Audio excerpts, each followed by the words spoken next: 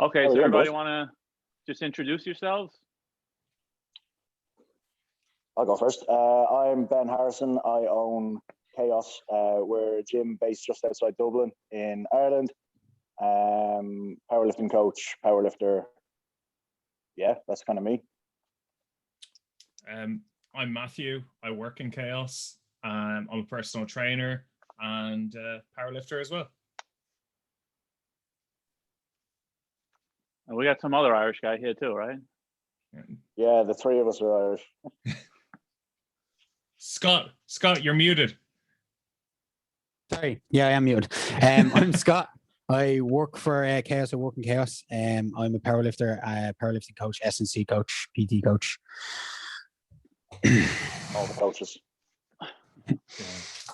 Okay, so Ben, you're the head of this powerlifting operation. Yeah, if you can call it that. I own the gym in terms of actually training the powerlifting clients. The three of us kind of divvy it up between us, so we don't necessarily have a head coach, if that makes sense. We all have our own clients within the crew that we train. So I own the gym, but I wouldn't consider myself the head coach of what we do. All right, so in America, we'd think of you guys, you'd have your own clans. That's the way in Ireland you do it, right? Yeah, exactly. Yeah. Okay, beautiful. We're warring tribes. We're warring tribes under one banner. Beautiful. That's it. There's nothing more motivating than a little competition, right? Yeah, absolutely. Yeah, exactly.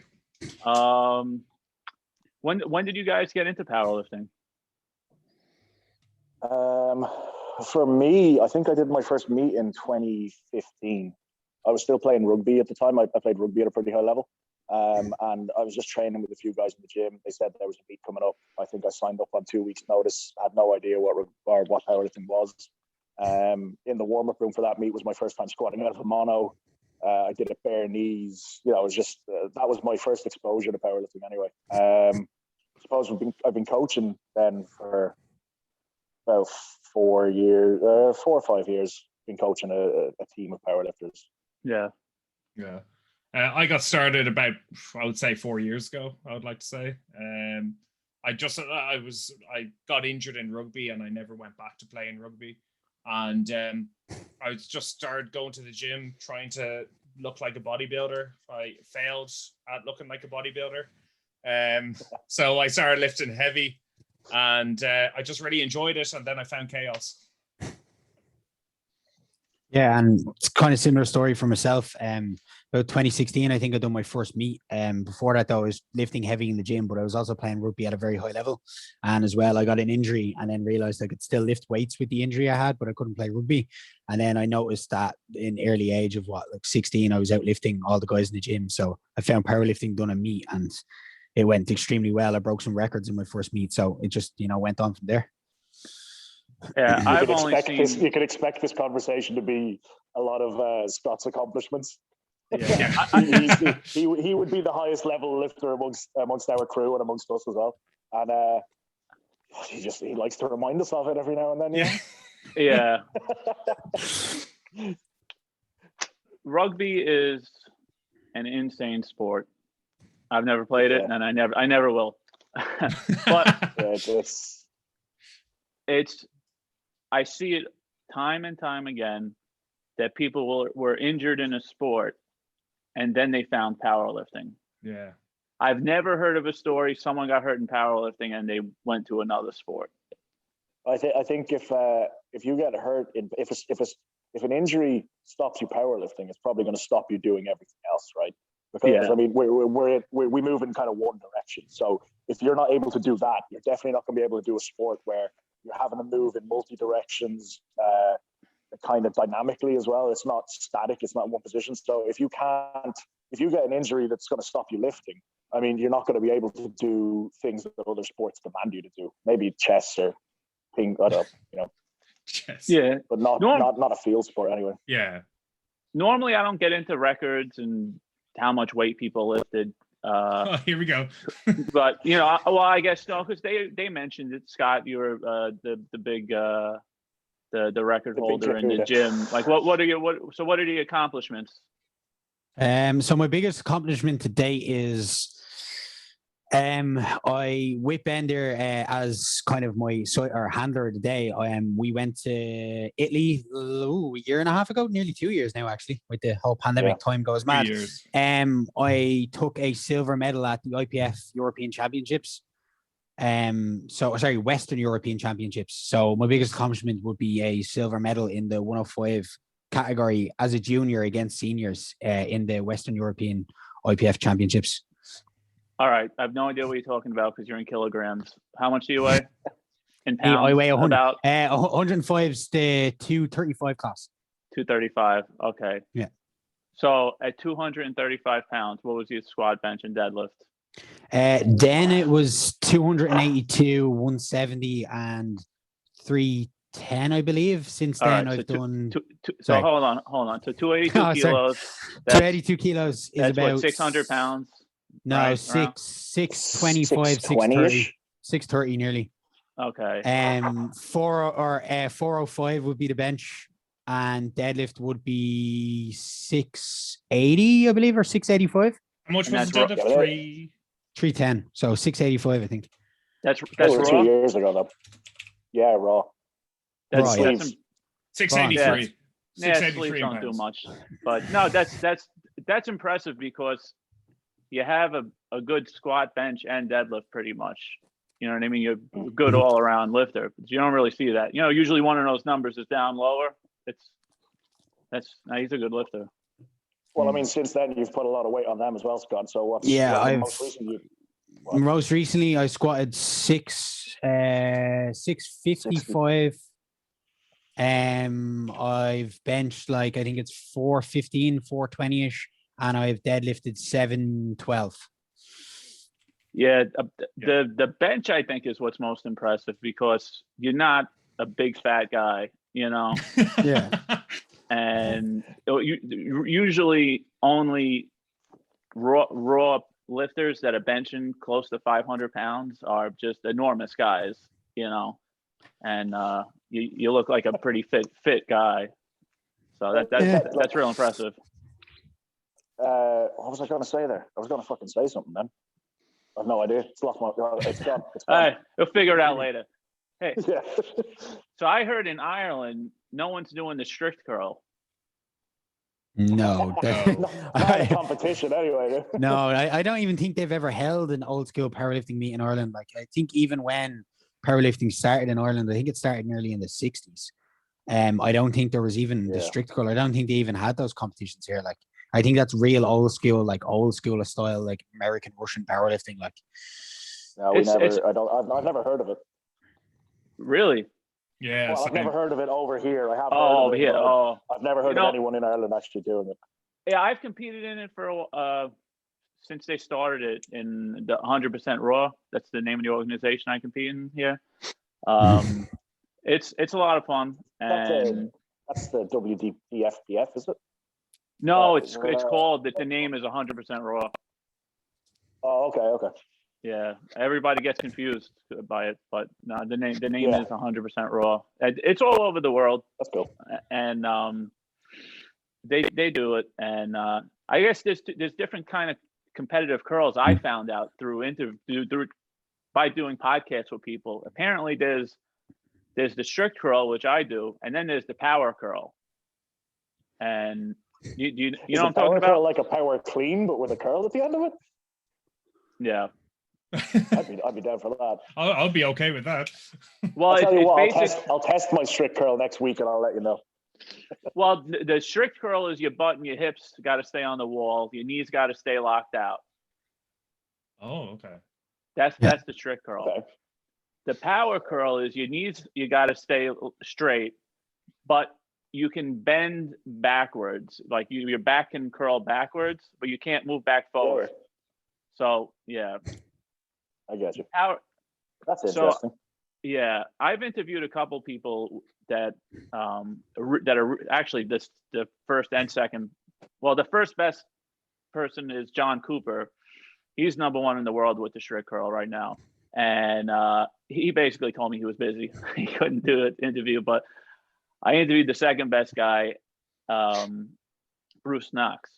This guy, if you look him up on Instagram, Knox Power Company, Guy's totally cuckoo. He's totally out of his mind. He's a great guy.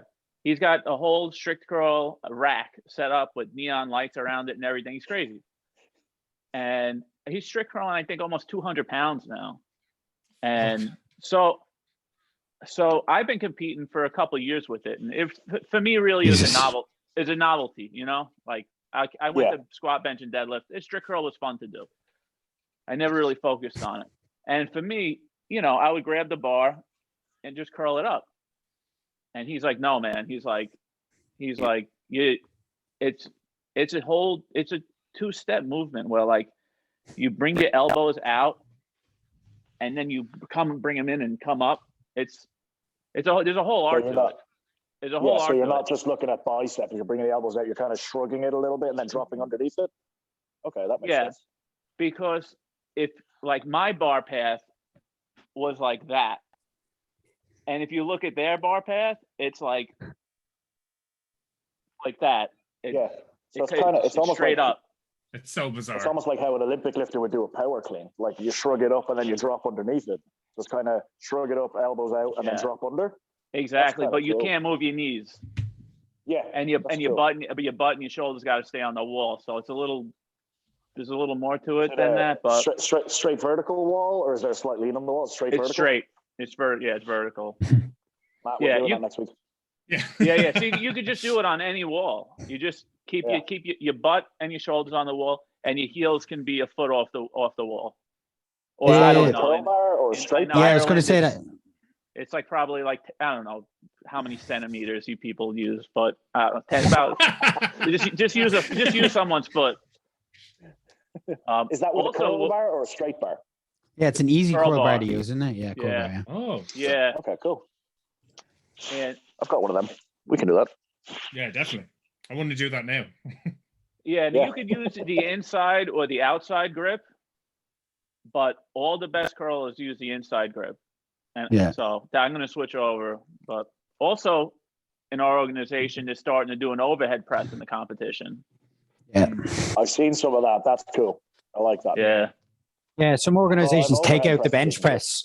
I know there's an organization that I think they're in America and they do squat, strict press, and then conventional deadlifts only. So you're not allowed sumo. That's the Mark Rippetoe's federation. That's the strength lifting, I think they call it. Yeah. Yeah, that's really cool. I've seen that before. I never heard of it, but if it's a good idea, it's probably from America.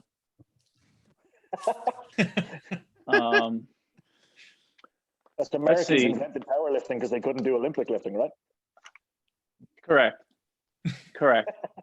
Well, I'll tell you why we don't do Olympic lifting, because it involves speed, agility. You can't eat everything that you want to eat. I thought it involved beating the Russians, and you couldn't do that. Yeah. Well, okay. You know what? It was all fun and games, and now it's serious, right? Because now Matt's American, so where are you? Matt's American. I'm half American here, so he has an American passport. Listen, my wife's last name is Kenny, so I got no problem beating up on the Irish people. Yeah. Well, so the Russians. Let's talk about drugs. Let's talk about all your opinions on steroids. I love that segue. Right. So we all compete in drug-tested federations, and none of us take. I don't give a shit if someone does take steroids.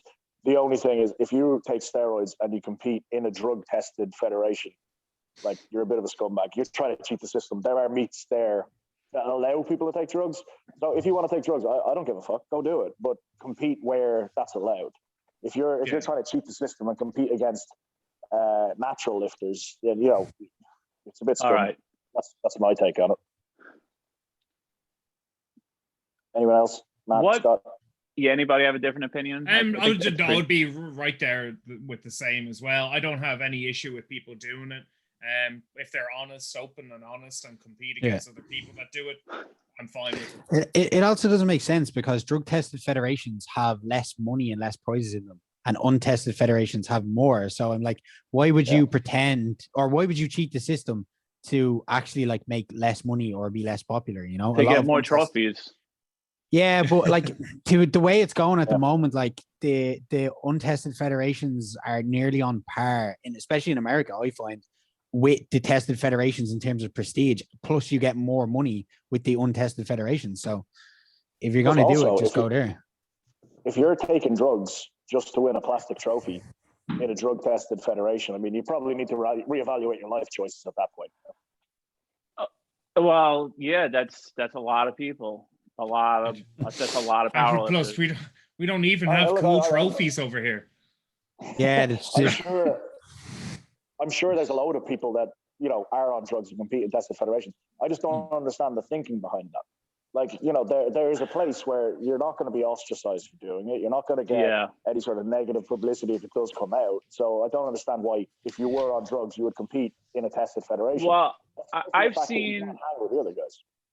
I've seen some organizations that won't test someone that broke a record. And I'm like, well, I think they're kind of giving a wink and a nod to people using. And I think it's because they want to be known as the organization where someone squatted 900 pounds, 1,000 pounds, you know, because You want to have some recognition. Right. If you're running an organization and your biggest squat out of like in 2 years of running an organization is 400 pounds, you know, people are going to look at it like, well, it's not really that serious. But I listened to a podcast with Robert Wilkes a while ago. He used to be president of the IPF. And apparently that was one of the reasons he left the IPF, is the head of drug testing in the IPF told people, we're not going to drug test the Russians. Yeah. And he was like, what the fuck are you talking about? So they had a big falling out and he left. But like, I don't know. I don't get it. To be honest with you, I think most powerlifters think along the same lines as us. It's like, I don't think of drugs as cheating.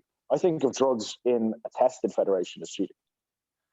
I've talked really, I've kind of been in like my own clan for so long until I started doing this podcast and talking to other people. And basically everyone's on the same opinion of, you know, that you guys have with steroids. I started powerlifting in 2001 at St. Francis College in Brooklyn. So it's where I met my wife on the team. Oh, that's cool. That's a good story. Yeah, she's a much better lifter than me, I'll tell you.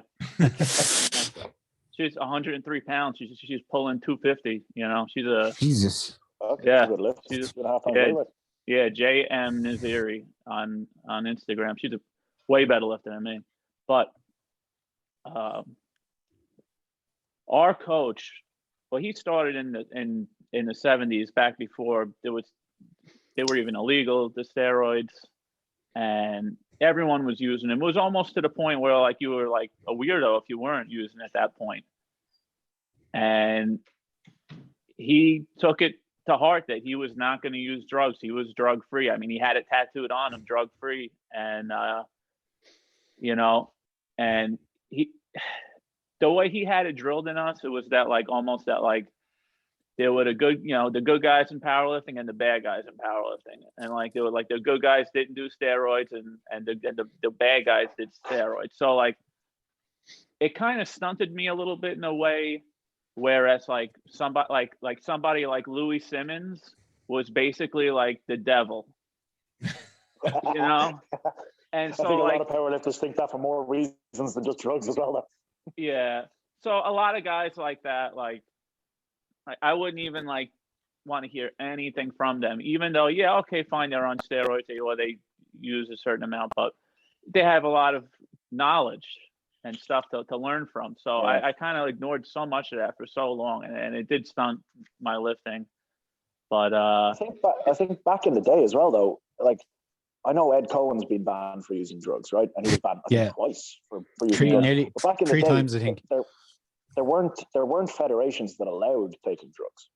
You know what I mean? So in that regard, it was still a level playing field in them days. You know what I mean? Like everybody competed in the same federation. I think that's very different to now. You know what I mean? I think like now when you have so many options and where if you are using drugs, there is somewhere you can go and compete without breaking rules. That's it's an entirely different scenario now to what it was, you know, back in the 80s, 90s. And you know what's Brilliant. funny though?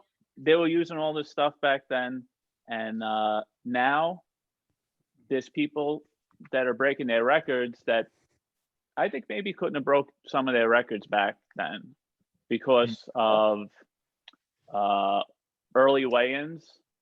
They didn't have early weigh-ins back then, so people are able to Got more lift weight. in a weight class like below them. So early weigh-ins is a huge advantage now. Monolifts, you know. Yeah. I mean, Especially bars, the squat bar and the deadlift bar as well. yeah, Make like a big difference. my buddy Pat Susko, he was on the cover of Powerlifting magazine back in like 1992. He squatted 925, which was crazy back then, 925, you know, because that was a single ply suit he was wearing. Yeah. And he I asked him, I said, what did that feel like on your back? He was like, I couldn't even feel it. He was like, I couldn't even feel it. But I mean, he had to walk it out. He took it out of not a squat rack, but what do they call those things where they just the stands that hold the bar? Oh yeah, just the squat stands. Yeah. Squat stands. Yeah, he had to walk it out of that, which is scary too because those things are wobbly. Yeah. You know. Yeah. That's scary, right? I think what you were saying there, where there's people now that are breaking drug-tested root numbers, is like, I think what's even more impressive is there's raw people now that are beating multiply numbers. Like you look at someone like fucking Dan Bell, who's essentially he'd be up there with the top multiply guys, fucking raw. That's crazy shit. Yeah, I've in about 20 years of lifting, I've never lifted in a squat suit. I tried once knee wraps. I probably didn't put them on right. I tried them once and I was like, I didn't feel any help from it. So I was like, I never did it again. But you know what? I'm glad I didn't do it because it's in my opinion, it's a different sport. You know, like we're both using the squat, we're both squatting, deadlifting, and benching. Everything's different. Like I really hate when people that use like multiply suits and these canvas suits and denim. I don't even know what they're using anymore. I used to see them use denim suits or denim shirts. And they try and give people advice that are lifting raw. I'm like, listen, this is like, I don't know, like Olympic lifting versus powerlifting. It's totally different. Like we use the same bar, but it's a totally different sport. But going back to going back to like what we were talking about, like drug tested feds and stuff like that. It goes back to Louis Simmons' quote of like, drug tested doesn't mean drug free though. Yeah, like there's always nukes around. Well, you're absolutely right, because all right, if you're using steroids, the benefit is always going to be with you. I think. Yeah. I mean, I'm not. Yeah. I mean, I've had people that use steroids will tell me you can't talk about steroids because you've never used them, and I'm like, well, that's a little extreme. You know, I don't know about that, but I think that, I mean, okay, so the guys that use steroids, I always ask them. I say, well, what's the benefit? What's the benefit? They tell me, well, I have better recovery time. Okay, so you're able to train more. You're able to gain more muscle, and so when you stop, right, a year later, 2 years later, if you're still training after you stop, I would think that that's going to be with you still.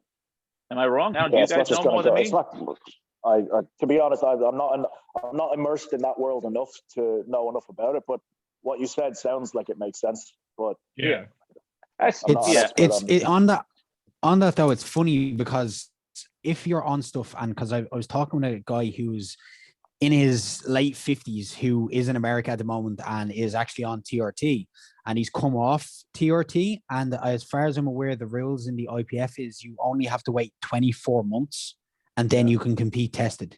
So you only have to be off drugs 24 months and then you can compete in a tested federation, which seems kind of strange to me, if I'm honest. Well, yeah, because I don't know. Do you guys want to touch the transsexual topic? Yeah, fuck it, let's do it. Yeah, sure. Okay. Well, I don't. I just went to a competition to go see this girl Ellen Stein compete. So it's an older lady. I think she's in her 60s, and That's Swede Burns' client, isn't it?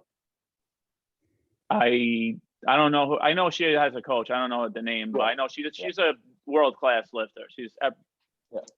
And I went there with my buddy Pat Susko, who was that guy who squatted that 925, and went to see her lift, and it was great. And it was a raw, undrug tested meet, which is something that years ago I would have never thought would be a thing.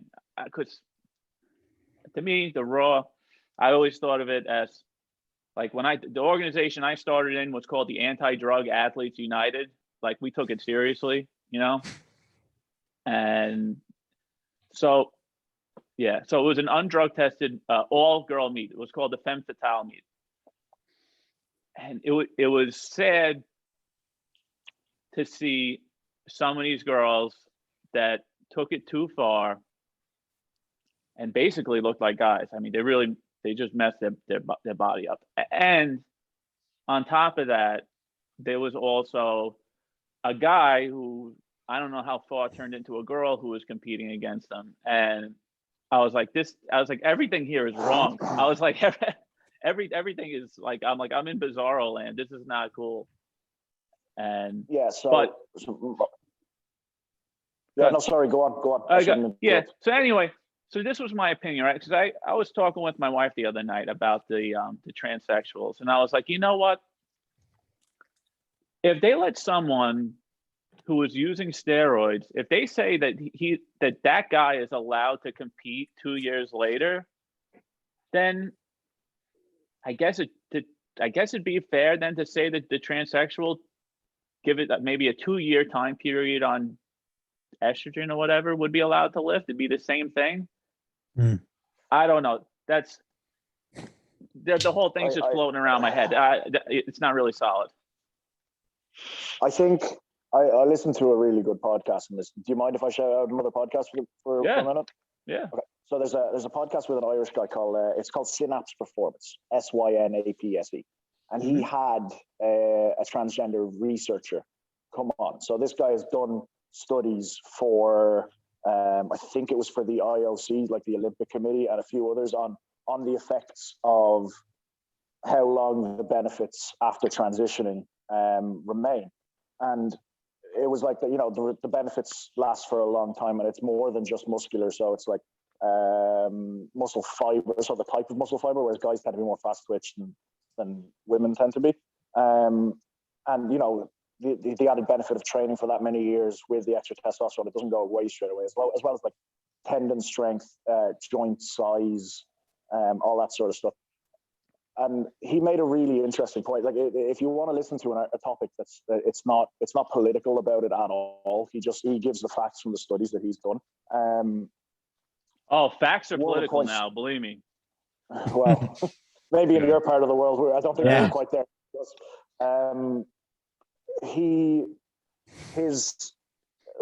The overriding emphasis he was putting on it is it comes down to whether the organization making the rules prefers or values fairness or inclusivity. So if you have an organization that's trying to value inclusivity as your thing, where everybody can come and compete, then you're going to allow people that have recently transitioned to compete in their preferred gender, right?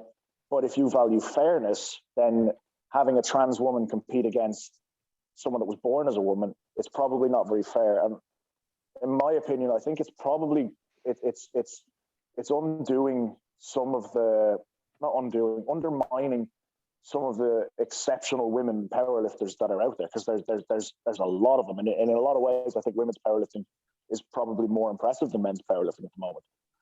And I think in some ways it undermines it. Yeah. But it's also like there is no right answer to this. It's going to depend on your stance on this. And I think, like, I know, for example, World Rugby have recently said, no, if you transitioned, you can't compete against women as a trans woman, because there's real physical ramifications in the sport. In a sport like powerlifting, records will fall, but there's not necessarily physical harm that can be done to the other women. Right. in terms of fairness, I don't necessarily see that it's a level playing field at all.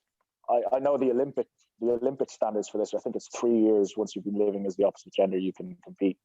Yeah. The But studies even show with the benefits outweigh. The benefits go longer than that. If I jump in there for a second, so if you look at any drug tested federations, so drug tested powerlifting or even the Olympics, if you read what their rules are, if you're putting anything that's exogenous, so isn't in your body naturally, you can't then compete. So if you're a man taking estrogen, even though you're not taking testosterone, you can't compete. The same thing is, if I got testicular cancer today and I got both of my testicles removed, I would have to take TRT or else I would die. I have to have testosterone.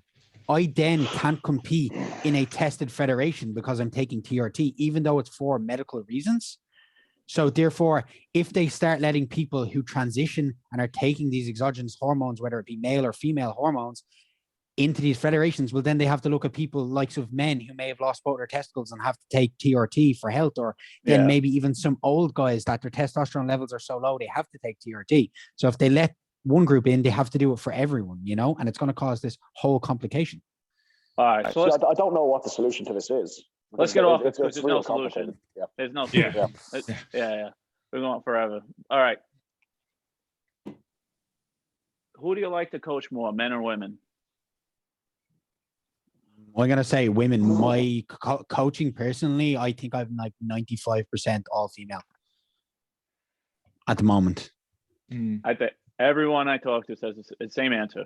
Women. Yeah. I thought the female probably as well. Yeah. So I don't know what it is. I feel like it's almost like a rite of passage. It's weird to say for a man to get strong, but then when I see a woman get really strong and achieve her goals in a strength sport, because it's not that it's so rare, but it still is kind of rare. I'm just like, yeah, go on, you. This is amazing. This is deadly. Like I want to. It's just badass. It's so when badass. it's a guy, I'm just like, yeah, I kind of expect them to be strong. I'm just like, yeah, you're a man. You should be strong. I think it depends more on the person, on the individual, than blanket statements like that for me. I have some guys that I coach that I absolutely like. I don't have that many. I don't do that much coaching anymore. I've kind of offloaded a lot of my coaching to the two boys. So, but I think it really does depend on the individual and the relationship that you build with that person. I've got some guys I fucking love coaching some of the guys that I coach, and it's just I don't have an answer. It's a bit of both. It depends. Same as everything. Yeah. Most people tend to say that the women are easier to coach because they just if you give them something to do, they just go and do it. The guys will question you and argue with you. That's what. Yeah. There's less ego involved. Less ego. That's it. In the gym, do you guys have one training method that you're all using, or you let your coaches there do whatever they want with their clients?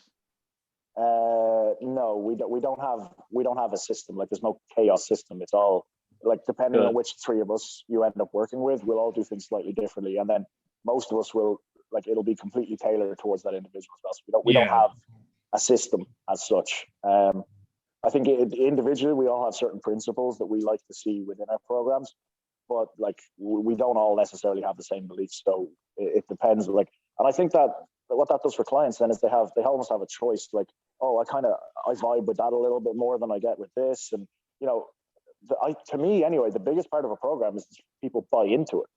So if say I have a pretty hefty background in conjugate style training. I'm not going to say it's not traditional conjugate style training because it needs to be changed a lot for raw powerlifters. But I have a kind of tendency towards that side of things. And what I found is when a client buys into that kind of programming, they make huge results. If they buy into a different kind of programming and I try to make them train conjugate, it's not going to work. So for me, anyway, you've got to be adaptable for the person. That's all I was about to say. Is that especially with coaching, it depends on the client as well. If the client's not enjoying the kind of program I'm giving them, I'll change it for them and see if they respond better to that kind of program that they enjoy. What's all your guys' opinion on box squats for raw powerlifters? I think again, it depends on the context, why you're using them and what the problems have. Like you have to be able to justify an exercise in a program for your client. If I have a client that squats high consistently all the time and is maybe really weak out with the bottom, when they hit depth, I'm not going to give them a box squat that's 74 inches above, above competition depth, because it's not going to work for them. I'm going to give them something, maybe a low pin squat or a 2-3 count pause squat at the bottom of the hole to build that up, But if I have someone that maybe squats way too deep, well, then maybe I'll give them a little bit of a box squat every now and again to maybe cut that depth a little bit higher so they can get used to squatting a little bit higher. It really depends. I think there's a difference as well. There's a difference as well between box squatting and squatting to a box. Yeah. So squatting to a box, like what you were talking there, we're using as a depth marker, is very different to like what a traditional box squat, where your shins are vertical, you're sitting back, you're kind of almost unloading onto the box. I don't think that necessarily has that much carryover for raw powerlifting. But squatting to a box, where you're using it as a depth gauge and kind of taking out that rebound reflex, I definitely think that has some applications. And the other side of it, like I've done a lot of box squat myself the last 2 years. I've had some quad injuries, and for me to get around that, like if I box squat, I didn't have any quad problems. So I was able to maintain leg strength while rehabbing an injury, but it didn't directly carry over to a competition lift, if that makes sense. Like it's kind of, it was there to maintain strength in the legs, but not necessarily in the same movement pattern that I'll be using in competition. All right. So I'm on the same page with you with this box squats. A depth marker, right? Now, let's say you have, like my wife's sister, she started powerlifting a year and a half ago, 2 years ago. And I don't know if she's just got the better genetics than my wife did, or she just took all the knowledge that we learned over 20 years, I think. That's a dangerous statement to make. Yeah. And no, my wife says she's got better genetics. I personally think, listen, the two of us have been lifting for 20 years, and we've just, taught her a lot. So she's just avoided so many of the mistakes. And so she weighs, what does she weigh? She weighs like 110 pounds, and she's probably going to squat 250 at this competition on June 13th. And she squats, extremely low. To the point where it's like, I don't think I think we can, maybe stop, I think you can squat more if we could just, just get, a little below parallel and come up. Because she's like hitting her calf rate, and I think a box would work great for that. No, definitely. Sometimes the box can really change the mechanics of the lift, though. Like, you've got to be real careful when you're doing it, that they're still using their normal squat pattern. They're not like sitting back and loading their hamstrings more than they would in the normal squat, because that I know like it never seemed to be a problem for me, but I know some people that went box squatting, and then when they tried to go back to squatting without a box, it fucked with their heads, because like you haven't got that comfort level of, there's a box there that's going to stop me. But in that context, it absolutely could work for sure. I squatted with the box. I did it one time before a competition, and I read that at competition you're going to go slightly lower, and maybe it was meant for people like using a suit, but at the competition I squatted like exactly above parallel, like exactly where I was squatting on that box too, and it wasn't a heavy weight I opened with. I always open my lifts. My openers are what I can get for 5, so there was no reason why I shouldn't have been able to go deeper, but my brain was so psychologically set for that point. I kept going to that point. I quit. I can't, and only meat I ever bombed out of. That's why, and I never touched the box squat again. It can freak people out when you take the box away. It can really freak people out when you take the box away. Like, if we're talking like for powerlifters, for non-powerlifters, like we train a load of like sport athletes and just general population as well. For them, I fucking love the box squat, because it's easier for me to coach. People feel more comfortable with that idea. You still get a lot of the same benefits. And then, they'll do their free squats with like maybe a goblet squat or something. But strictly for powerlifters, like it has its place, but I wouldn't use it exclusively. Are you training people for other sports? Yeah. So our gym, we have a powerlifting team, but it's not just a powerlifting gym. So we have an open kind of commercial gym as well. So we get a lot of most of our clients are like general population. But then we've got some rugby players, some soccer players. There's an MMA fighter. We kind of coach a little bit of everybody. Do you make your non-powerlifting athletes squat below parallel? It depends. Yeah. Yeah, Like, I don't think most of them have to.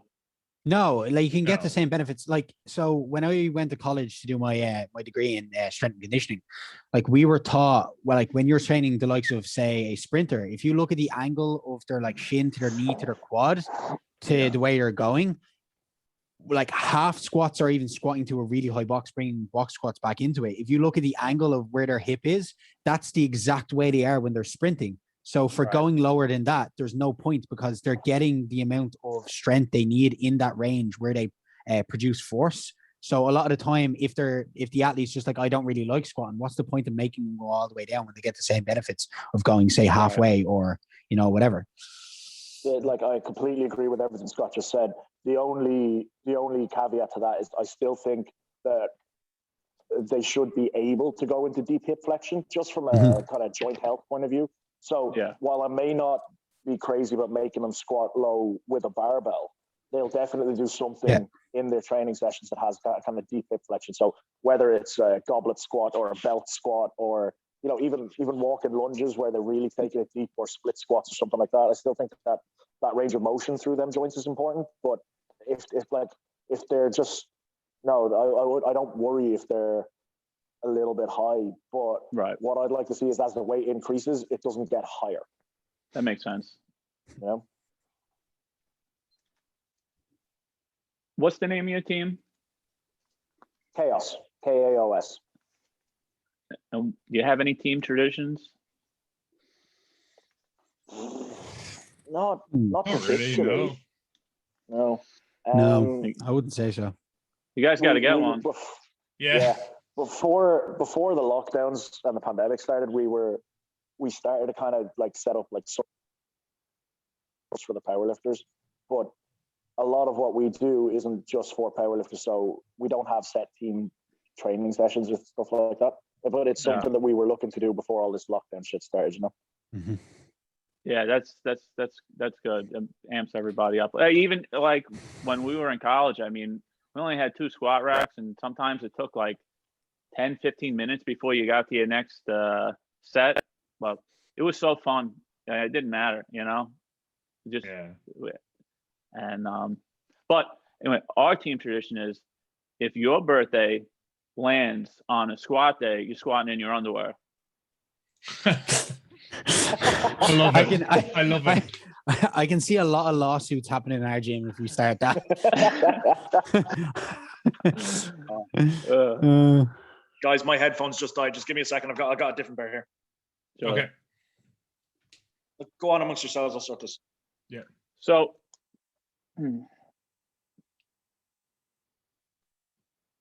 how has lifting helped you get through life's toughest moments? I don't kill people. It releases anger. Yeah. I think it's a go on, Scott. Sorry.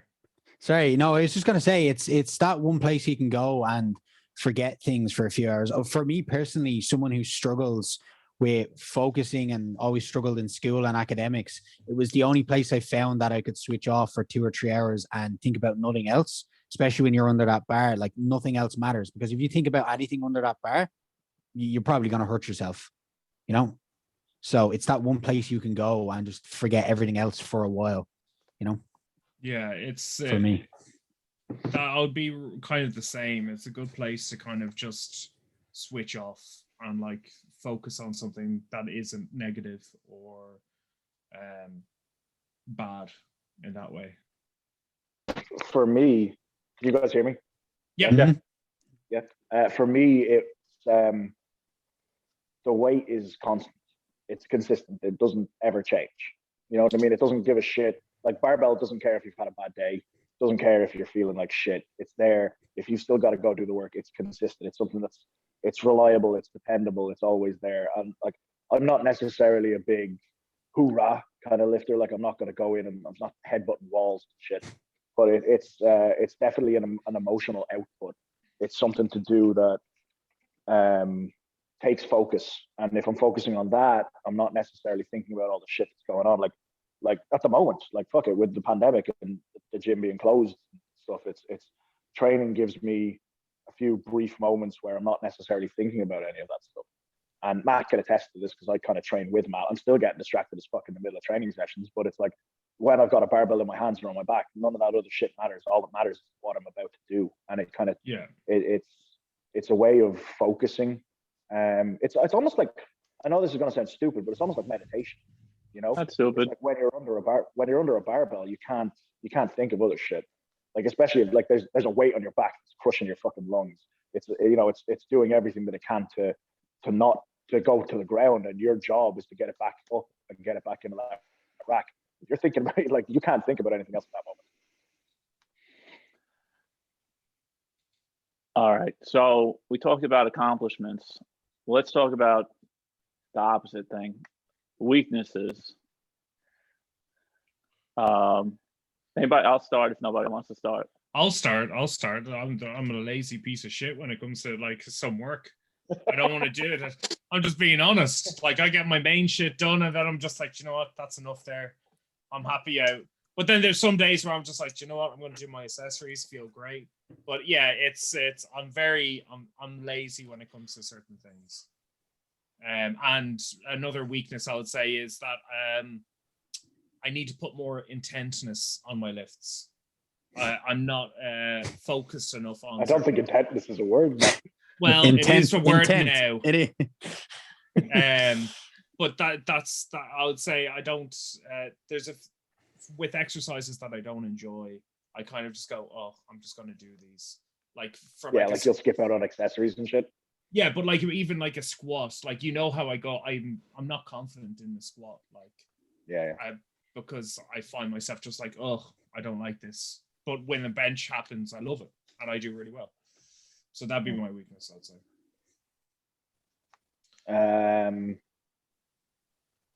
Kind of similar to what Matt said. I can be lazy at times. Also, I find it hard to switch off, especially because like I train where I also work so much, so I get really easily distracted during training sessions. Also, my deadlift. My deadlift's my biggest weakness. There you go. Deadlift shit. Fuck it. I'll squat and bench all day, but you ask me to fucking pull more than 3 reps and I'm done. But I'd say for me, my biggest weakness is I think I'm too harsh and like analytical on myself. Like if there's a hair out of place on something that I do, I'll kind of let it ruin my whole day rather than just being like, I can lift today and be grateful for the fact that I can lift and be grateful that I'm able to lift weights. If I can't lift a certain way or something doesn't go a certain way or I'm not progressing continuously, which is a horrible mindset to have in powerlifting because people should know that it's not always progression. It's valleys and hills consistently all the time. You'll notice over 20 years of lifting, how many times has your squat gone from here to back up to here to maybe staying like this for a couple of months, you know? And I kind of beat myself up too much about it rather than just being, you know, grateful and having gratitude that I'm able to lift and just enjoying it for what it is. I thought you were going to say you don't have any weaknesses, Scott. Oh, I have way too many weaknesses. That's the right answer. That right adductor of his one. That's his weakness. Left adductor. Left adductor, sorry. I have the same problem. You know, like I said, over 20 years, there's been probably 3 times where I stopped lifting for a while, and it was because I had set unrealistic goals. You know, I didn't hit them. You know, I got depressed, and just the thought of like looking at like a squat like just pissed me off. You know, I didn't want anything to do with it. You know, I would lift, you know, like regular like bodybuilding type stuff. You know, I do wind up doing like, you know, sets, you know, 5 sets of 8 and with stuff, regular stuff. But I didn't want to just leg presses. I didn't want to do anything. I didn't want to squat or deadlift. You know, it just would upset me too much. And I really wish I didn't let that get to me so much, and I had all that time back, you know, because every time coming back, it takes so long to get back to where you were. You know, it takes a long time. It's also I think it's kind of important to have them times as a powerlifter though, where you kind of step away from a barbell, because like you were saying there, you've been powerlifting for 20 years, right? Like, and let's be real, a lot of powerlifting training is repetitive. It's the same thing day in, day out. So sometimes you need that break. I mean, like I was in hospital for a week in January, and I'm only kind of becoming 100% now. So it's only now that my training is starting to ramp back up again. But since January, I haven't squatted with a barbell, I haven't deadlifted or anything, and I feel fresh. I feel ready to go now. You know, I think sometimes I know it's not that kind of, a lot of powerlifters have like they're hoorah, like, you know, we got to be fucking ready to go at a moment's notice. Like sometimes you take a couple of weeks where you just do some bodybuilding shit, like maybe do some dumbbells, like, you know, do a little bit fucking more cardio maybe. And you know, when you get back to the bar, it's like, boom, okay, I'm ready to fucking go now. I don't think I hate anything more than cardio. Yeah, I walk a dog. That's what I'm talking about, cardio. I'm not sitting on a treadmill for 2 hours, like, you know. Yeah, if over 5 reps is cardio. Yeah, exactly. Yeah, absolutely. Unless it's bench press, and then it's just a good time. Yeah.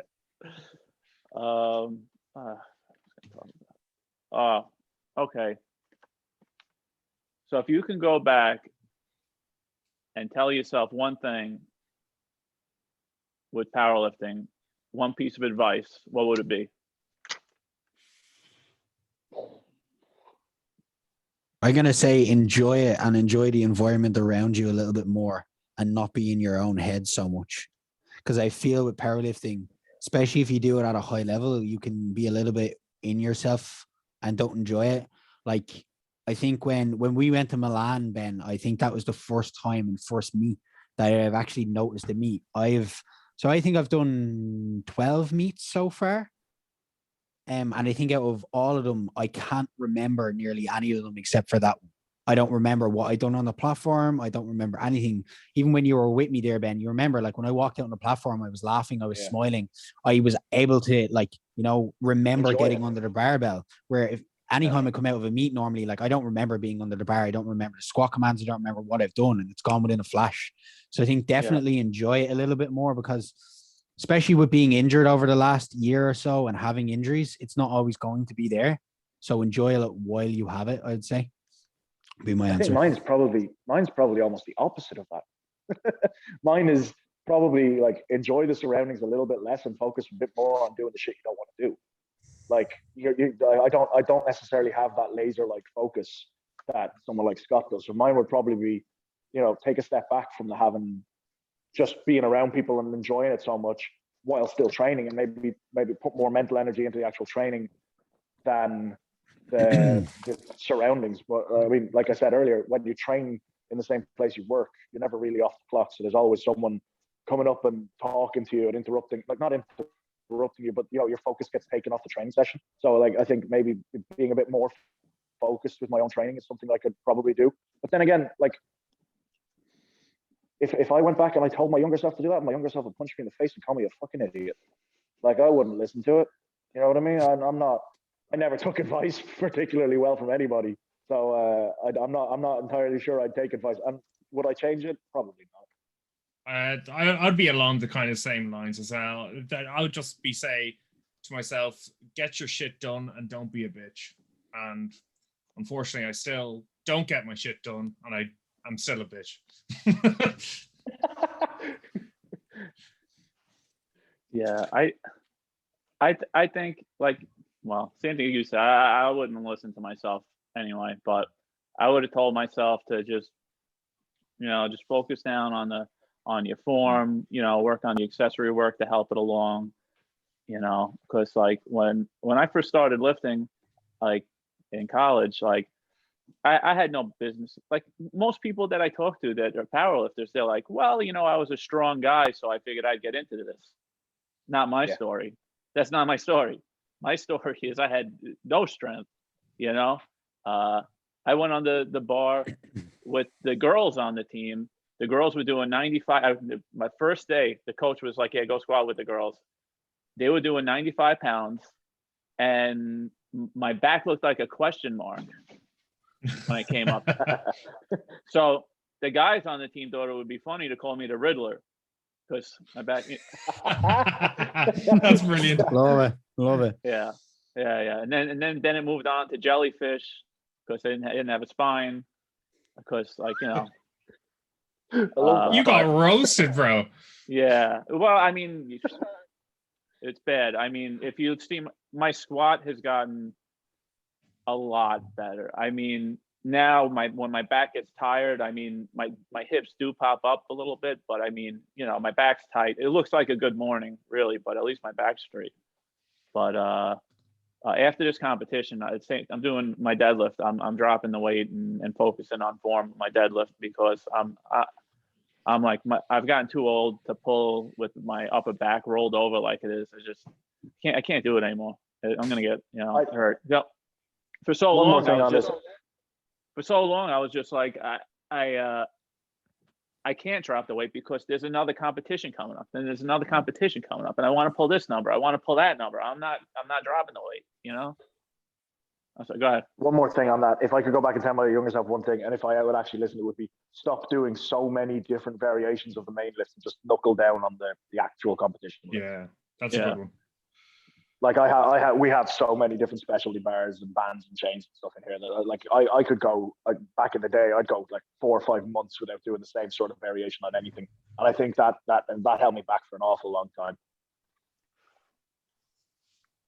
Yeah, I should. Oh, you know what? Another really good thing to do is actually to listen to my wife, because there's been so many times I did stupid stuff, and she's been like, I think that you should stop that, and I hurt myself, or that time I was doing the box squats and I was squatting above parallel. She was like, I think those are a little high. I'm like, get out of here! I know what I'm doing. And but that's all part of the process of learning as a lifter, right? Sometimes you've got to make them mistakes to know what to not do again. I was doing strict curls twice a week, heavy, and I was telling her, I was like, my biceps, they're sore, but on the inside, not like normal sore. And she's like, yeah, that's tendonitis. And I'm like, no, I think they're just growing from the inside. Let me tell you, a couple of weeks later, I wasn't able to pick my arms up for 6 weeks. Yeah. Jesus. Yeah. Let's see. Any of your girlfriends or wives powerlifters? No. My girlfriend has competed a couple of times. Not recently, but back she did, I think, 3 meets 2-3 years ago now. 2.5 years ago, something like that. 3? Yeah. She got it's really funny. She got the same total in all 3 of the meets, but by different ways. Oh. In one of them, the squat was up and the bench press was down, the deadlift was up, and then the next one, the squat was down and the bench press was, she got 3 different totals, or the same total 3 different times in 2 different weight classes by different means. Yeah, that's my wife and her sister did that at one competition. They hit the same total. They didn't mean to do that, but my wife beat her on body weight. The best lifter. All right. Well, you guys have a gym where I don't think stupid stuff happens that much. But that's fucking questionable. That's questionable. We talk a good talk, but in the heat of the moment, we're all fucking idiots. Well, no, I wouldn't say we've done idiotic things. I think some clients and some things have happened in the gym that you'd be like, whoa, okay. Scott, do you remember the time me and Matt had a good morning off? Okay, sorry. The 2 of you have done stupid things. We had a good morning competition where I went in cold once you'd already had 170 kilos on the bar. So nearly 400 pounds. I went in cold and started fucking hitting good mornings with that shit. I nearly beat him. You didn't pull a muscle? Oh God, no. Luckily, no. It was I had done that session. The week previously, and Matt set out to beat me the following week. And he did beat me. And at the top of the good morning, he stood there and fucking called me a pussy with the bar on his back. So I said, fuck that, I'm getting in. I went in cold, no warm up, nothing, and just fucking went for it. And the funniest luckily, thing, touch wood. Luckily, nothing happened. But I mean, that The was funniest pretty thing though is like you made it look easy as well when you got under. It's know, just like, yeah, and then I got under. It's like, okay, we kept going up and up and up. I think it was nearly a 200 kilo fucking good morning. 210. Jesus Christ. Yeah, that was stupid. Yeah. We like, I mean, there's been the usual stupid shit, like more mistakes than stupid shit. Like, and I don't know why, but it was like the week before we had to close down the first time, 3 different people like fell with a barbell on their back for the first time that's ever fucking happened in the gym. Not stupid shit necessarily, but just mistakes and stuff like that. Yeah. I think the last dumb thing I did was the Duffalo bar. I think that's one behind you, right? It is. Yeah. It's a cheap knockoff of it, but yeah, it's the same idea. So, I can leave 2 plates on a regular bar. You know what I mean? You can, and then go and take the. You can't do that with the Duffalo No, you bar. can't. No. I found this out recently. Yeah, it'll go. Woo. Yeah. Yeah. Oh yeah. Yeah. Physics will get you on that one. Physics will get you on that one. They should have put a little note in the box. Yeah, a warning sticker.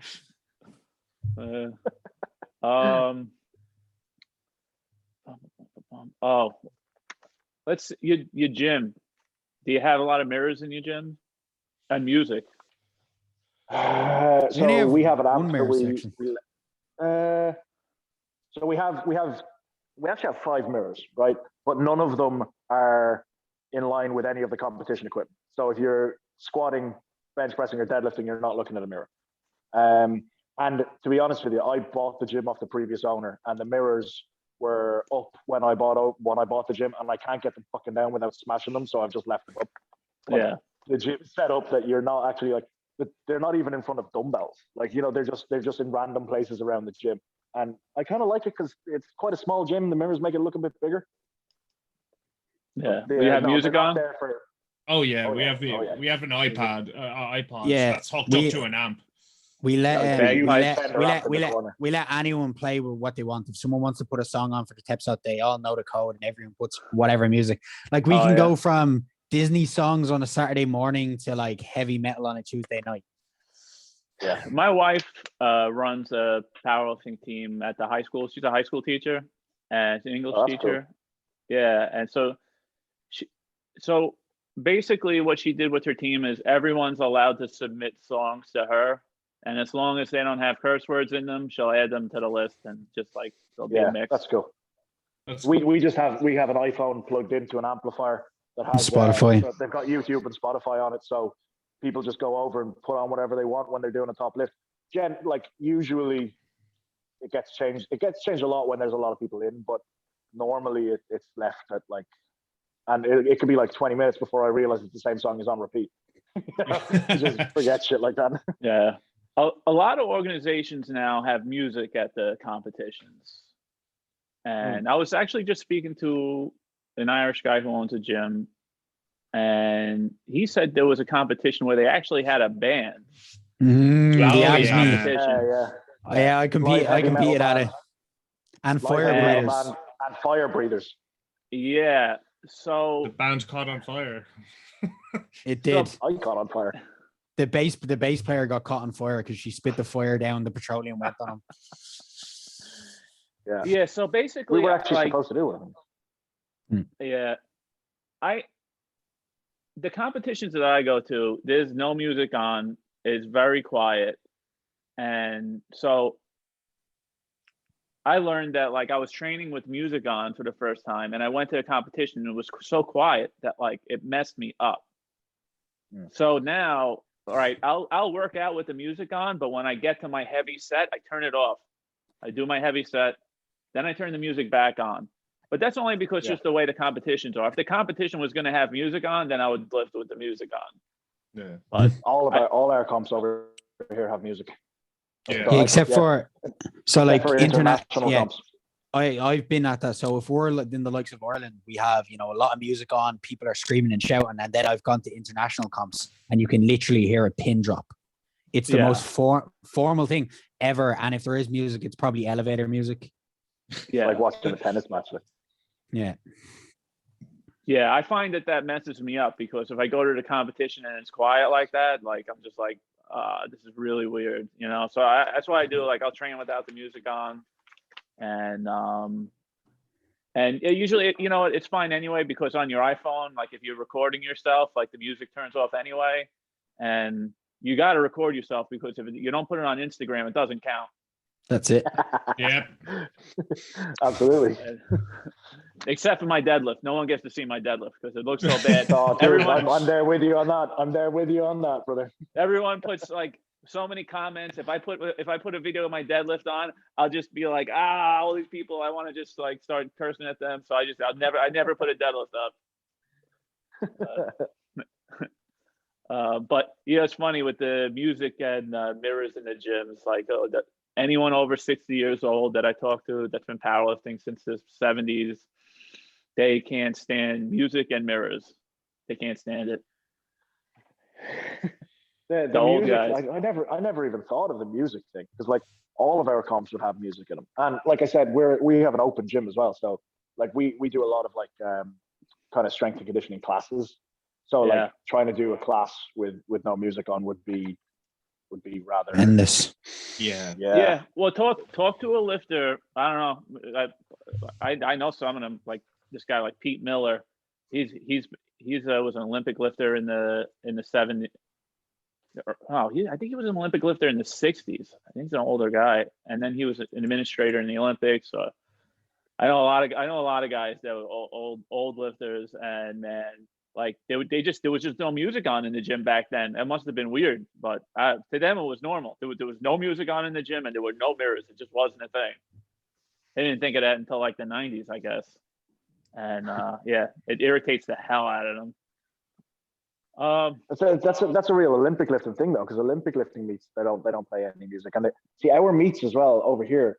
I know a lot of places will like have the meet will be on in the sports hall. Ours are done in kind of not huge gyms, so that music just creates a little bit more atmosphere as well. Yeah. All right, how bad do you guys hate CrossFit? Not as much as I used to. Yeah, I I feel up feel about it, but it's like. Do you know why I like CrossFit? There's a CrossFit gym in our business park across the road from us, and we've had a few clients come over to us after they've been injured over there. Yes. And then let me tell you, in every country, same story. But look, I think if I'm being totally honest, CrossFit has done more for barbell sports than anything else ever. Like if you think of the providers, like Rogue wouldn't exist if it wasn't for CrossFit. The fact that we can now buy top quality equipment at like you're not buying it off some guy that welded it together in his backyard, because you've got these huge companies that there's a market for barbells now, like the Rogue Ohio Power Bar, which like most powerlifting gyms in the world would use. Like they wouldn't exist if it wasn't for CrossFit. Even things like it's way easier to buy weightlifting shoes now than it was previously, because CrossFit have kind of opened that market up. So like I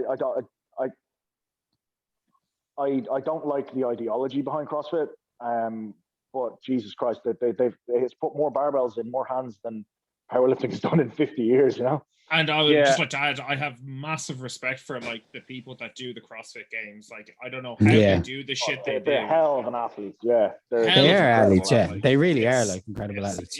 Insane the amount of work they do. Like, it's not pretty to watch. Like, I mean, no. the year that they all tried to cycle bikes and they fell off bikes because they couldn't cycle a bike, that was pretty funny. If you talk to like an Olympic lifter, it's right. They can't stand it. Well, let me take that back. I can't think of his name off the top of my head. He owns a gym in San Francisco. It's an Olympic lifting gym. It's been there for a long. Well, not that exact building, but he's been there training people for a long time in San Francisco. He coached a few times the U.S. Olympic team. I can't think of his name. Hold on. This guy is too important not to mention his name. Hold on. Let me look it up. And of course, I'm not logged in. Never mind. But anyway, if you go into my podcast, you'll see he's an Olympic. I don't know how many time Olympic coach, and he says his gym wouldn't be alive if it wasn't for CrossFit. Yeah. Like But- every barbell sport has like, we have a lot to thank CrossFit for. Even the amount of CrossFitters that then decide they want to pursue powerlifting. Like there's a lot of powerlifters that started out with a barbell for the first time in CrossFit set classes. So here's the thing, right? Now you own a gym.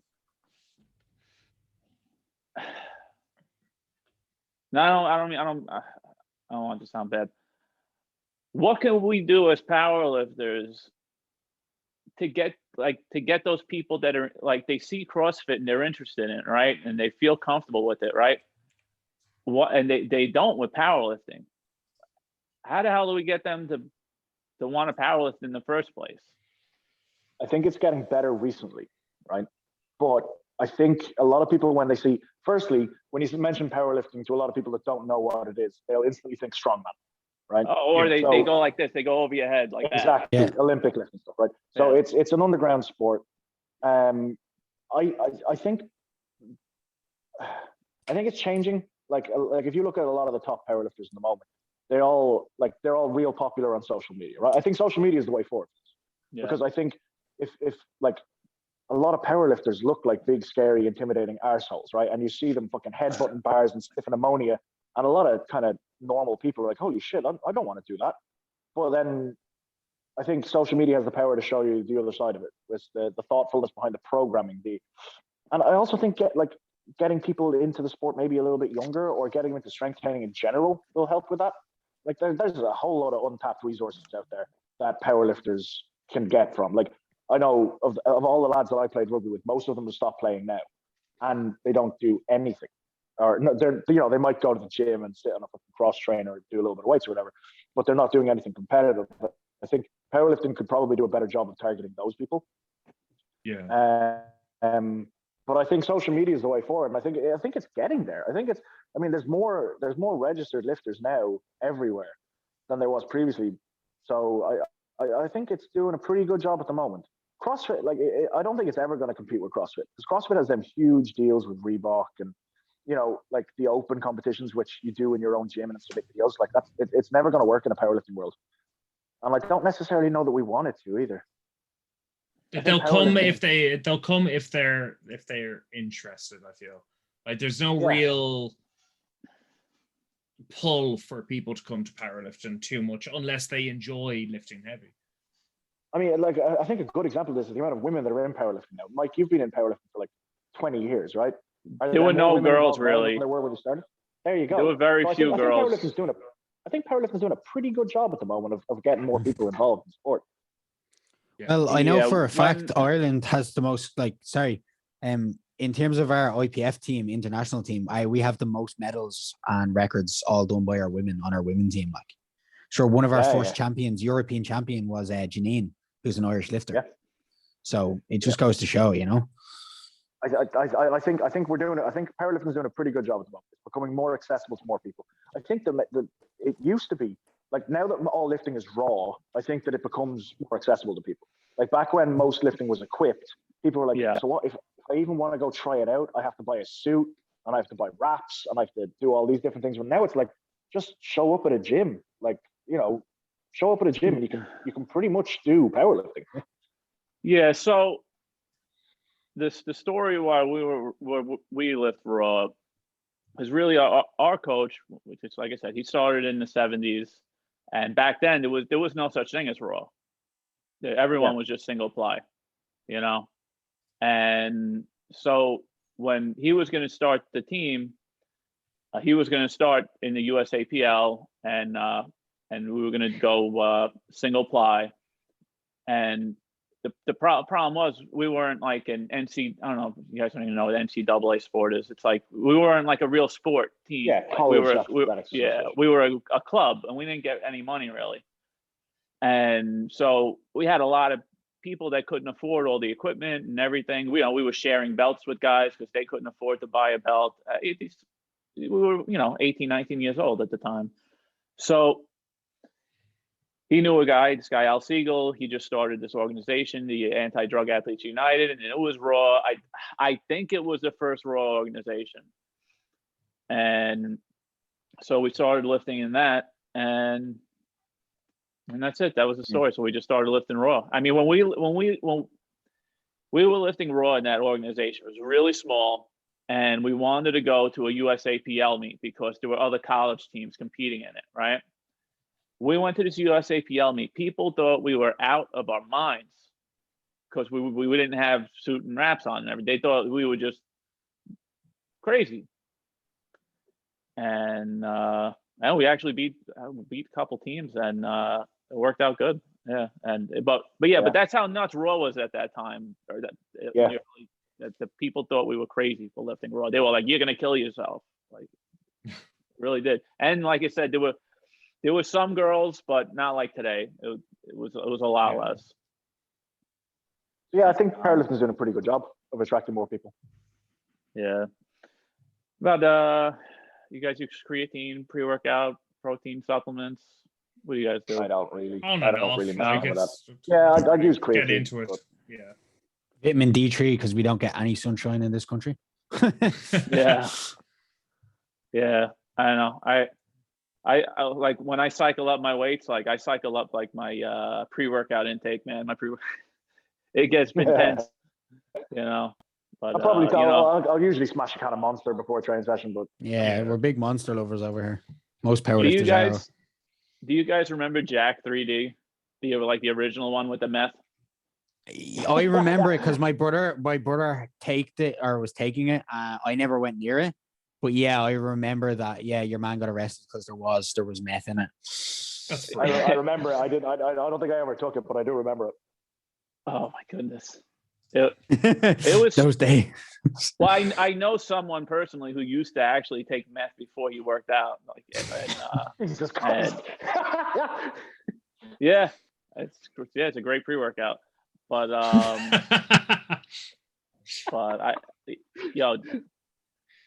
my wife used to hate when I took Jack 3. Hate it because it lasted so long that like after the workouts, like I would come upstairs and just grab her and throw her over my shoulders. Like you were just like a caveman. You were totally out of your mind. It was so awesome. And then I don't know. I know the U.S. banned it. I don't know if other countries banned it. I think they just scrapped it and made a new formula. Yeah, but it's garbage. It's just the caffeine. It's the same as everything else now. Yeah. How dare they take away meth? I was just about to say, have we got an ex-police officer saying he likes to take meth in his pre-workout? Well, isn't that everything you fought against? You're getting arrested for meth, but I'm going to work out and I'm going to take your meth once I bring you to jail. Well, you guys probably don't know why I'm an ex-police officer, right? For taking meth? For taking No. I did 13 years in the NYPD, and anyway, so probably about 11 years on the NYPD. I started seeing like a marriage counselor. You know, our marriage wasn't going good, and my therapist was like, the marriage counselor was like, I think you need to see a psychiatrist. So I went to see a psychiatrist, and the psychiatrist prescribed me some medication. He said I had bipolar disorder. So I never told the NYPD anything. I just kept working. Nothing ever happened at work, you know, but I had to take a drug test, and I put down, you know, all the stuff I was on, and they were like, yo, you can't be on this. You can't, like, you're taking Klonopin and Seroquel. And they were like, why are you taking this stuff? I said, well, I take it to sleep, which was pretty much true. And because I couldn't sleep. And like a day later, they were like, yeah, you got to come down. And they took my gun, they took my shield, and yeah, they held me up for like a whole year. And they messed me up because I had no overtime that year, and that goes into your pension. And but I mean, whatever. I did 13 years. I get 50% of my pay for the rest of my life and my health care and whatnot. So it's not the worst thing in the world. It's still a shitty situation, though. Yeah, like these were prescription drugs that you were prescribed by a doctor, right? It's not like my psychiatrist. Yeah. That's so fucked. I mean, they didn't kick me off for taking the medication. I mean, they got rid of me because of the diagnosis of the bipolar disorder. I know, but even then, like, Jesus. I think it's a little bit more different over there now because you're allowed to carry arms and stuff like that. They're a little bit more stricter than like that. So listen, you know what the issue was? It was tough. Well, when I don't know with certain other jobs, it's a little different. Like if I don't know, if you're a mechanic or something, like when someone comes up to you and they're like, oh, like who are you? Like I don't think someone personally identifies as like a mechanic, you know? Yeah. But like Yeah. as a police officer, it kind of becomes your identity. Yeah.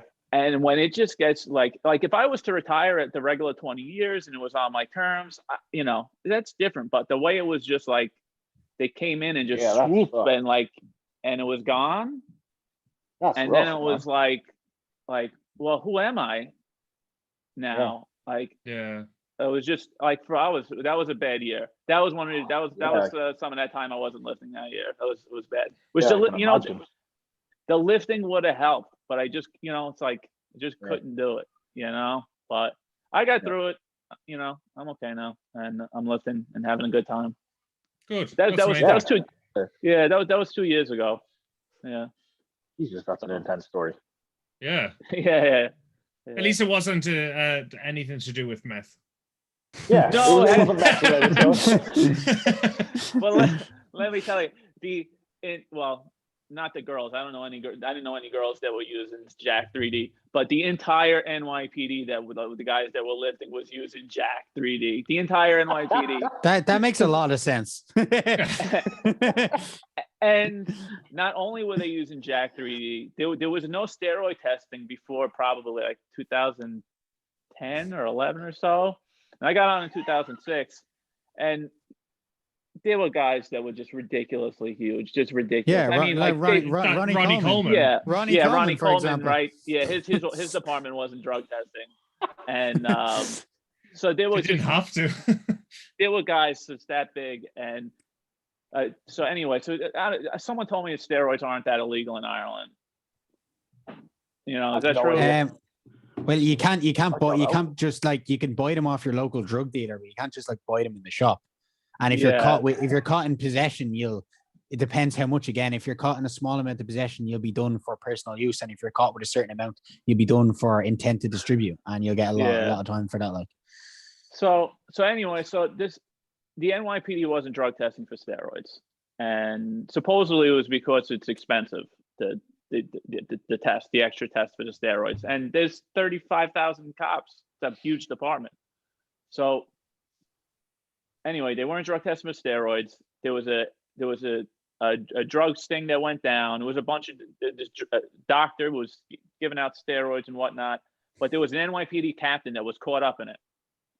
And because there was an NYPD captain caught up in it, otherwise it wouldn't have hit the newspapers. But now it's front page: NYPD captain buying steroids. And so now the department started to test for steroids, and man, like the mass of the NYPD like just started to shrink after they started testing for steroids.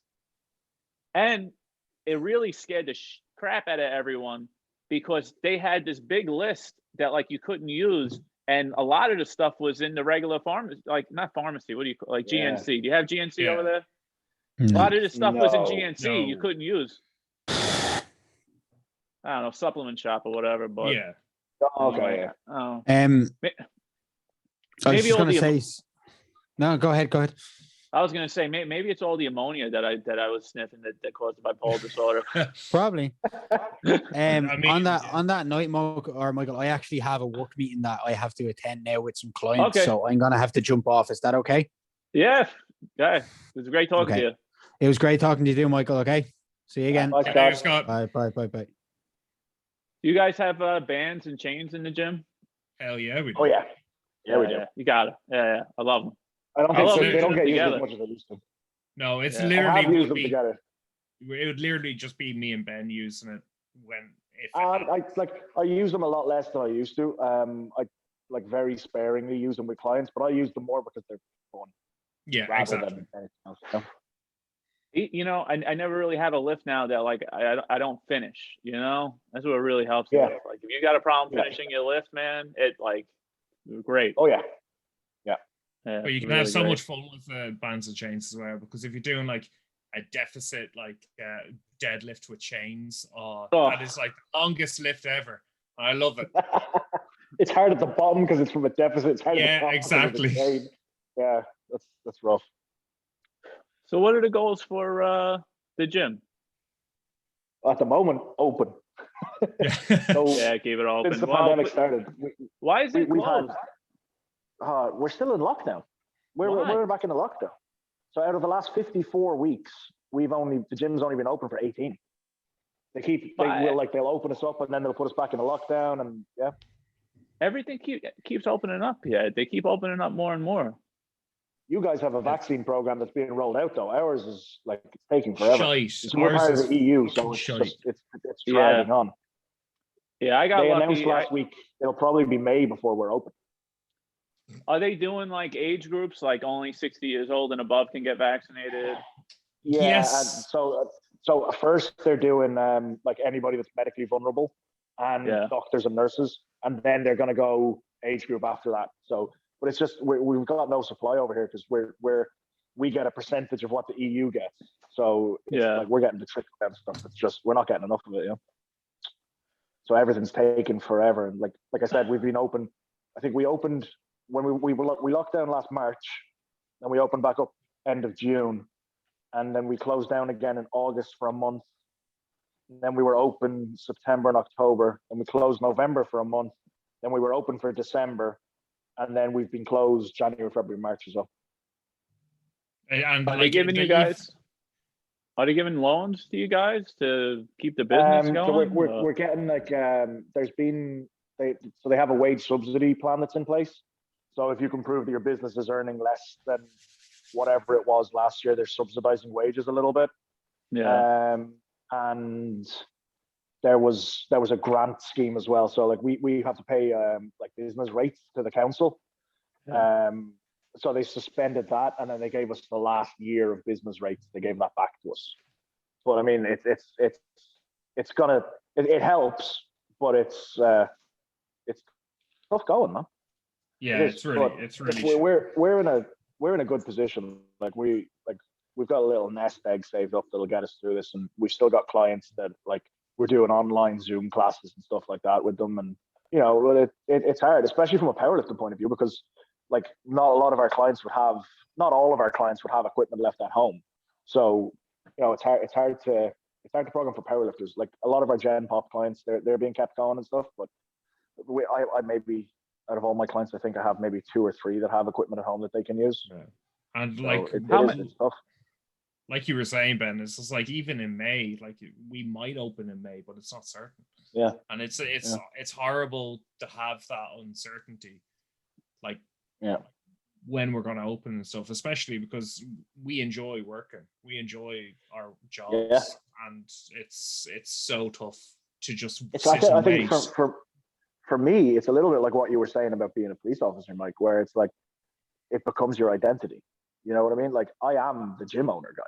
Like that's my life. It's like don't change that. Don't do that to yourself. That's not a good thing. No, but you know what I mean. For I know what you mean. Hours a day. Yeah. The gym is my life, and like now that it's been taken away, it's tough, man. It's really tough. Yeah, that's like I tell that to people that are becoming police officers. I don't let it become your identity, because it's not. That's not who you are. Yeah, you've got to have other shit outside of it as well. Yeah, I think that's probably a good lesson for powerlifters. So I know some powerlifters that go all in on being a powerlifter, and then they get injured or something happens and they don't know what to do, and then it causes a lot of issues as well. And even like people that are going off that as well, it's like people's personality becomes just powerlifting. Yeah. And that's all they can talk about. It's just like, oh, do you want to go out for food? Oh, it doesn't fit my macros, bro. Yeah. Yeah, I have to squat tomorrow morning. I can't. Yeah, exactly. It's just like, okay, that's well, yeah. If I have to squat tomorrow, I can't go up a flight of stairs. I'm not doing that. I'm not walking the dog today, bro. I've got deadlifts in 3 days' time. Yeah. Oh man, you guys got any questions for me? You said in the messages that you run a powerlifting crew. What's the name of your crew? Or do you guys what's the? Can you see it? Oh, the Wrecking Crew. Wrecking Crew. A Wrecking Crew. 1978. Oh, that's awesome, man. And do you guys have? Do you have your own gym for it? Like? Well, literally where we got. Right now, there's two guys that were on the college team with me. They're in New York City. They're training. This guy Paul, he calls me and we go over stuff, what they're doing, but they're basically on their own. We got my wife's sister and her fiance. They're training. She calls my sister for help. We help her out. I bust her chops on Instagram. There's one guy who started lifting in 1974. He's in New Hampshire. The bear. Yeah, he's training two people up there. He's actually going to be the chairman for 100% Raw New Hampshire. He's hosting a meet for June, his first meet he's hosting. And down here, with my wife's got a couple crazy girls. She's got one lady she trains with, Linda Dennerly.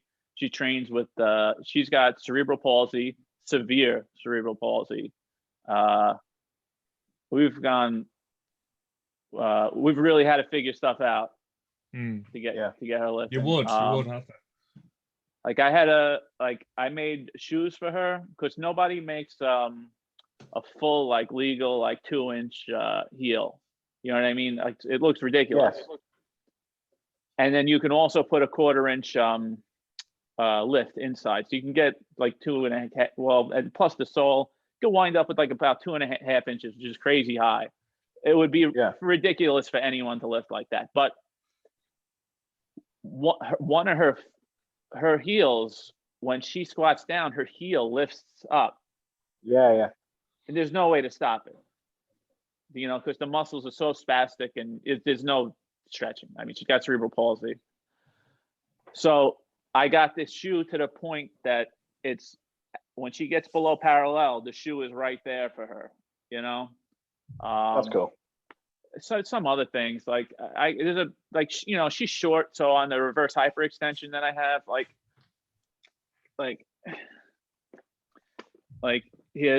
these are extra handles that I added on. Can you see it? Yeah. I can say that's cool. These are the regular handles that they make, because they make this thing, you got to be 5'10" and up to use the Rogue reverse hyperextension. Yeah. But I clamp these on for her and my wife, and so what do we got? We got one squat rack here. I got my dumbbells. I got my chains. Hell yeah. I got my bands. These weights are mine. These things are from the 70s. Look at how I love that place. Look at how thick this plate is. Jesus. Yeah. It's that. That's fucking cool. They don't make them like that anymore. Yeah. And I got my deadlift jack thing, the Duffalo bar. That blue line is for the strict curl. Oh, okay, that makes sense. That's cool. Yeah. Me and Ben will definitely have a strict curl contest next week. We'll do that during the week. We'll let you know how we get on. Yeah. Yeah, I mean, for this little area, we got a lot of stuff, man. I got this little thing here you stick the bar into to do rows with. Yeah. But we get a lot of stuff in this little gym. Awesome. Yeah. There's a lot of stuff I want to add, mostly bars. I want to get a safety bar. I want to get a Cadillac bar. Oh, you have to get a safety bar. Get a safety bar before you get anything else. Yeah, I want a Cadillac bar. Oh, they're cool. Yeah. And I want to get a Rogue. A Rogue. Transformer bar. What's that? Oh, the Transformer bar. Chris Stuffin. The Kabuki safety bar. Yeah, it's $800. Yeah. Yep. Yeah, I know. Yeah, that's the only reason I haven't bought one. Yeah, I know. I just bought the reverse hyperextension machine. That's a brand new toy we got. Yeah, reverse hyperextension. Yeah, we have one of them. Yeah, we got one. Yeah. It definitely worked. I don't know. I definitely feel it in my lower back and my glutes. Yeah, it's good. I don't use it as much as I used to, but it definitely has some benefits. It serves its purpose. Yeah. Mostly left as a table most of the time. And then all over the floor, you'll see ammonia capsules scattered about. Oh yeah. Yeah. Well, we've been closed down for 3 months now, so this place is an absolute mess. But Yeah, there's usually a little bit of stuff floating around. Usually you'll see caps or whatever, caps of bottles of ammonia, and then like monsters. Oh yeah, my Chalk wife. all over the floor. Yeah, so my wife's lifting. She's got Linda. There's another girl, Liberty. Me, and I got two guys that I'm starting to tiptoe them into lifting. You know, a little bit. They don't know what I'm doing. They don't know I'm starting them to powerlift. They have no idea. They just think they're getting. That's how you get them. That's how you get them. That's how you get them. Yeah, but yeah. So that's awesome, bro. Yeah. Yeah. So it was great talking to you guys. You too, bro. Absolutely, man. It was really cool. Thanks for having us on. Thank you very much. Have a good day. Bye. See you. And you. Bye bye.